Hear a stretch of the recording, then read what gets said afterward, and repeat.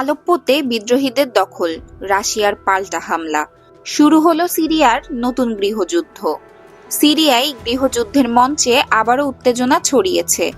বিদ্রোহীরা দেশটির দ্বিতীয় বৃহত্তম শহর আলেপ্পোর নিয়ন্ত্রণ নেওয়ার পর তাদের অগ্রযাত্রা অব্যাহত রেখেছে।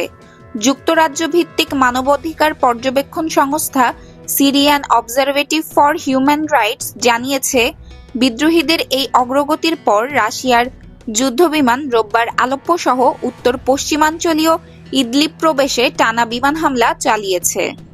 আলেপ্পোর একটি হাসপাতাল সহ বিভিন্ন স্থানে বিমান হামলায় অন্তত 12 জন নিহত হয়েছে। ইদলিব প্রবেশের উত্তরের একটি এলাকায় আরও 8 জন বেসামরিক নাগরিক প্রাণ হারিয়েছে। এছাড়া বিদ্রোহীদের দখলে থাকা হামা প্রদেশেও রুশ বিমান হামলার খবর পাওয়া গেছে। 2016 সালের পর এই প্রথমবারের মতো রুশ যুদ্ধবিমান আলেপ্পোতে হামলা চালিয়েছে। বিদ্রোহীরা আলেপ্পো দখল করার পর এখন হামা শহরের দিকে অগ্রসর হচ্ছে। বিদ্রোহীদের এই অভিযান শুরু হয় বুধবার থেকে, যা সাম্প্রতিক সময়ের মধ্যে সিরিয়ার সবচেয়ে বড় ধরনের সংঘর্ষ। এই অভিযানে নেতৃত্ব দিচ্ছে ইসলামপন্থী জঙ্গি গোষ্ঠী হায়াত তাহরির আল-শাম।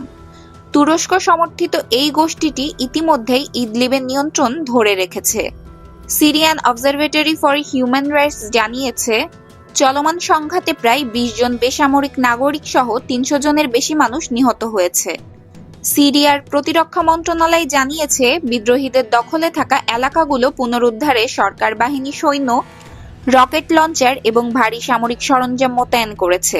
রাশিয়া এবং সিরিয়ায় যৌথ হামলায় বিদ্রোহীদের অবস্থান লক্ষ্য করে সুনির্দিষ্ট অভিযান চালানো হচ্ছে। সরকারি বাহিনী বিদ্রোহীদের বাধা দিতে সক্ষম হয়েছে বলে দাবি করেছে। জাতিসংঘের বিশেষ দূত গিয়ার পেডারসন সিরিয়ার চলমান পরিস্থিতিকে বেসামরিক নাগরিকদের জন্য চরম ঝুঁকিপূর্ণ বলে অভিহিত করেছেন। তিনি বলেন, এই সংঘাত কেবল সিরিয়ার নয়, আন্তর্জাতিক শান্তি ও নিরাপত্তার জন্যও হুমকি স্বরূপ। পেডারসন সংঘাত ব্যবস্থাপনার পরিবর্তে সংঘাত সমাধানে কাজ করার আহ্বান জানিয়েছেন। সিরিয়ার প্রেসিডেন্ট বাশার আল-আসাদ বিদ্রোহীদের আক্রমণকে শক্ত হাতে মোকাবেলার অঙ্গীকার করেছেন। তিনি বলেছেন, সন্ত্রাসীদের পরাজিত ও নিশ্চিহ্ন করতে সিরিয়ার যথেষ্ট সক্ষমতা রয়েছে।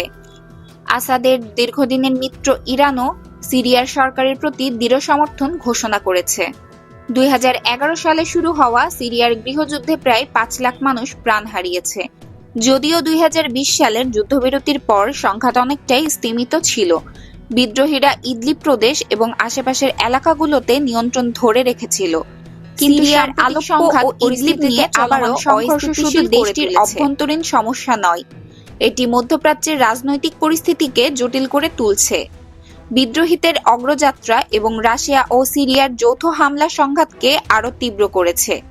এমন অবস্থায় একটি কার্যকর যুদ্ধবিরতি এবং রাজনৈতিক সমঝোতার মাধ্যমে পরিস্থিতি সামাল দেওয়ার প্রয়োজন বলে মনে করছেন বিশেষজ্ঞরা। Pranoti Rahman, international desk, press 20 Bangla.